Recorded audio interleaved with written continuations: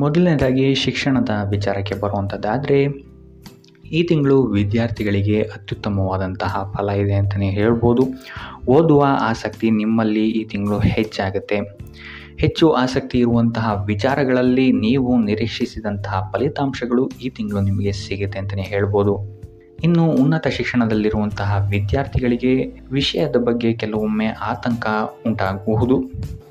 ಆದರೆ ಯಾವುದೇ ರೀತಿಯಾದಂತಹ ಹೆದರುವ ಪ್ರಮೇಯ ಇಲ್ಲ. ಇದಕ್ಕೆ ನಿಮ್ಮ ಹಿರಿಯರ ಸಹಾಯವನ್ನು ಪಡೆದುಕೊಳ್ಳುವಂಥದ್ದು ಉತ್ತಮವಾಗಿರುತ್ತೆ. ಇನ್ನು ವಿದ್ಯಾಭ್ಯಾಸದ ಸಲುವಾಗಿ ದೂರದೂರಿನಲ್ಲಿರುವವರಿಗೂ ಸಹಿತ ಇದು ಉತ್ತಮವಾದಂತಹ ಸಮಯ ಆಗಿರುತ್ತೆ ಅಂತಲೇ ಹೇಳ್ಬೋದು. ಸೊ ಒಟ್ಟಾರೆಯಾಗಿ ವಿದ್ಯಾರ್ಥಿಗಳಿಗೆ ಈ ಇಡೀ ತಿಂಗಳು ಸಕಾರಾತ್ಮಕವಾದಂತಹ ಫಲಗಳೇ ಹೆಚ್ಚಾಗಿ ಸಿಗುತ್ತೆ ಅಂತಲೇ ಹೇಳ್ಬೋದು. ಇನ್ನು ಕುಟುಂಬ ವಿಚಾರಕ್ಕೆ ಬರುವಂಥದ್ದಾದರೆ ಈ ತಿಂಗಳು ನೀವು ನಿಮ್ಮ ಪ್ರೀತಿ ಪಾತ್ರರೊಂದಿಗೆ ಅತ್ಯುತ್ತಮವಾದಂತಹ ಸಮಯವನ್ನು ಕಳಿತೀರ ಅಂತಲೇ ಹೇಳ್ಬೋದು. ಇದಲ್ಲದೆ ನಿಮ್ಮ ಸಂಗಾತಿಯೊಂದಿಗೆ ಯಾತ್ರೆಗಳಿಗೂ ಸಹಿತ ಹೋಗುವಂತಹ ಸಾಧ್ಯತೆಗಳು ತುಂಬ ಹೆಚ್ಚಾಗಿದೆ ಅಂತಲೇ ಹೇಳ್ಬೋದು. ನಿಮ್ಮಿಬ್ಬರ ನಡುವೆ ಉತ್ತಮ ಹೊಂದಾಣಿಕೆಯೂ ಸಹಿತ ಈ ತಿಂಗಳು ಹೆಚ್ಚಾಗುತ್ತೆ ಅಂತಲೇ ಹೇಳ್ಬೋದು. ಇದು ವೈವಾಹಿಕ ಜೀವನದಲ್ಲೂ ಆಗಿರ್ಬೋದು ಅಥವಾ ನಿಮ್ಮ ಪ್ರೇಮ ಜೀವನದಲ್ಲೂ ಆಗಿರ್ಬೋದು. ಸೊ ಅತ್ಯುತ್ತಮವಾದಂತಹ ಫಲ ನಿಮಗೆ ಈ ತಿಂಗಳು ನಿಮ್ಮ ಲವ್ ಲೈಫಲ್ಲಿದೆ ಅಂತಲೇ ಹೇಳ್ಬೋದು. ಆದರೆ ನಿಮ್ಮ ಪ್ರೀತಿ ಪಾತ್ರರೊಂದಿಗೆ ವ್ಯವಹರಿಸಬೇಕಾದ್ರೆ ಯಾವುದೇ ರೀತಿಯಾದಂತಹ ಅಹಂಕಾರದಿಂದ ಆಗಲಿ ಅಥವಾ ದರ್ಪದಿಂದಾಗಲಿ ಅವರನ್ನು ವ್ಯವಹರಿಸೋಕ್ಕೆ ಹೋಗಬೇಡಿ. ಆದಷ್ಟು ವಿನಯದಿಂದಿರುವಂಥದ್ದು ನಿಮಗಿಲ್ಲಿ ಉತ್ತಮವಾಗಿರುತ್ತೆ.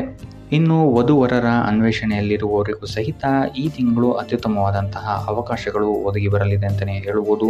ಇನ್ನು ಇದಲ್ಲದೆ ಕುಟುಂಬದ ಸದಸ್ಯರೊಂದಿಗೆ ಸಮಸ್ಯೆಗಳನ್ನು ಬಗೆಹರಿಸಿಕೊಳ್ಳಲು ಸಹಿತ ಇದು ಸಕಾಲ ಆಗಿರುತ್ತೆ ಅಂತಲೇ ಹೇಳ್ಬೋದು.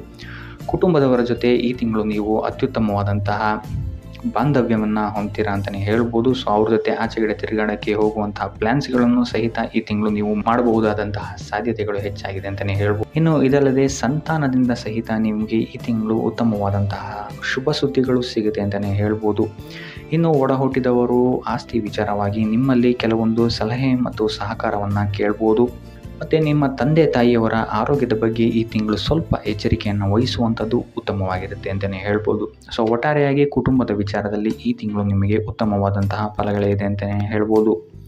ಇನ್ನು ಆರೋಗ್ಯ ವಿಚಾರಕ್ಕೆ ಬರುವಂಥದ್ದಾದರೆ ಆರೋಗ್ಯ ವಿಚಾರದಲ್ಲೂ ಅಷ್ಟೇ ನಿಮಗೆ ಈ ತಿಂಗಳು ಅನುಕೂಲಕರವಾಗಿದೆ ಅಂತಲೇ ಹೇಳ್ಬೋದು. ಯಾವುದೇ ರೀತಿಯಾದಂತಹ ದೊಡ್ಡ ಸಮಸ್ಯೆಗಳಿಲ್ಲ ಅಂತಲೇ ಹೇಳ್ಬೋದು. ಆದರೆ ಬೆನ್ನು ಮತ್ತು ಗ್ಯಾಸ್ಟ್ರಿಕ್ಗೆ ಸಂಬಂಧಪಟ್ಟಂತಹ ಸಮಸ್ಯೆಗಳು ನಿಮಗೆ ಈ ತಿಂಗಳು ಸ್ವಲ್ಪ ಬಾಧಿಸ್ಬೋದು ಅಂತಲೇ ಹೇಳ್ಬೋದು. ಇದಲ್ಲದೆ ವಯೋವೃದ್ಧರಿಗೆ ರಕ್ತದೊತ್ತಡ ಮತ್ತು ಮಧುಮೇಹದಂತಹ ಕಾಯಿಲೆಗಳೇನಾದರೂ ಇದ್ದರೂ ಸಹಿತ ಸ್ವಲ್ಪ ಎಚ್ಚರಿಕೆ ವಹಿಸುವಂಥದ್ದು ಉತ್ತಮವಾಗಿರುತ್ತೆ.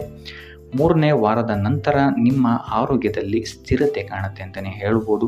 ಸೊ ಉಳಿದಂತೆ ಮಕ್ಕಳು ಮತ್ತು ನಿಮ್ಮ ಸಂಗಾತಿಯವರ ಆರೋಗ್ಯದಲ್ಲೂ ಸಹಿತ ಯಾವುದೇ ರೀತಿಯಾದಂತಹ ದೊಡ್ಡ ಸಮಸ್ಯೆಗಳಿಲ್ಲ ಅಂತಲೇ ಹೇಳ್ಬೋದು. ಸೊ ಒಟ್ಟಾರೆಯಾಗಿ ಈ ತಿಂಗಳು ನಿಮ್ಮ ಆರೋಗ್ಯದ ವಿಚಾರದಲ್ಲೂ ಸ್ಥಿರತೆ ಕಾಣುತ್ತೆ ಅಂತಲೇ ಹೇಳ್ಬೋದು. ಇನ್ನು ವೃತ್ತಿ ಜೀವನಕ್ಕೆ ಬರುವಂಥದ್ದಾದರೆ ವೃತ್ತಿ ಜೀವನದಲ್ಲಿ ಈ ತಿಂಗಳು ನಿಮಗೆ ಮಿಶ್ರ ಫಲ ಅಂತಲೇ ಹೇಳ್ಬೋದು. ಕೆಲವೊಂದು ಅಡೆತಡೆಗಳು ಬಂದರೂ ಕೂಡ ಆರ್ಥಿಕವಾಗಿ ಈ ತಿಂಗಳು ನೀವು ಉತ್ತಮವಾದಂತಹ ಲಾಭವನ್ನು ಗಳಿಸ್ತೀರಾ ಅಂತಲೇ ಹೇಳ್ಬೋದು. ನಿಮ್ಮ ಕೆಲಸದಲ್ಲಿ ಕೆಲವೊಂದು ಬದಲಾವಣೆಗಳು ಹೆಚ್ಚಳಗಳು ಕಂಡು ಬರಬಹುದು.